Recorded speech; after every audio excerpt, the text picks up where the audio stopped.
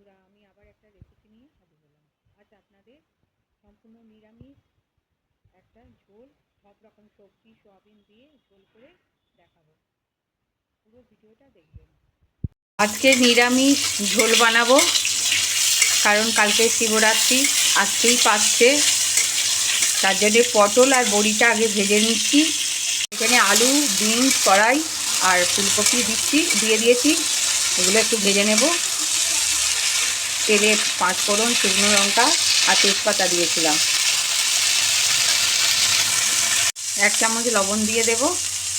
সবজিটা ভাজা হয়ে গেছে, 1 চামচ হলুদ দিয়ে দেব। হলুদ দিয়ে খানিক্ষণ ভেজে নেব। 1 চামচ কাশ্মীরি লঙ্কা গুঁড়ো, বড় টমেটো দিয়ে দেব। জিরে, ধনে আর গোলমরিচ বাটা আছে, সেটা দিয়ে দেব। এই বাটাটা আমি করে রেখে দিই, সারা পুরো সময় রান্না করতে হয় তো, মেয়েরা স্কুল যায়। দিয়ে ভালো করে কষে নেব। জল দিয়ে মশলাটা একটু ভালো করে কষে নিতে হবে, যাতে মশলার গন্ধটা না ছাড়ে। সামান্য চিনি দেব, নিরামিষ ঝোল। একটু 2-3টে কাঁচা লঙ্কা দিয়েছি, সেটা দেখাতে ভুলে গেছি। একটু সয়াবিন সিদ্ধ করতে দিয়েছি, এটা ঝোলে দেব। 1 চামচ গরম মশলা দেব। এটা প্রায় কষা হয়ে গেছে, খুব সুন্দর কষা হয়েছে। এবার জল ঢেলে দেব।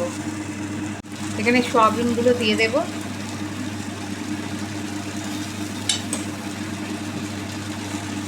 সয়াবিনটা দিয়ে আর একটু কষে নিলাম, তারপরে জল ঢালবো। এবার জল দিয়ে দেব। একটু বেশি করেই জল দিতে হবে, তরকারিটা কমবে, জলটা মরে যাবে তো। যে রাখা পটল আর বড়িগুলো দিয়ে দেব। নুনটা দেখে আবার দেবেন, চেক করে, কম বেশি হতে পারে তো। ঝোলটা ঢাকা দিয়ে হতে দেব। নিরামিষ ঝোল রেডি হয়ে গেছে, এবার নামিয়ে ফেলবো।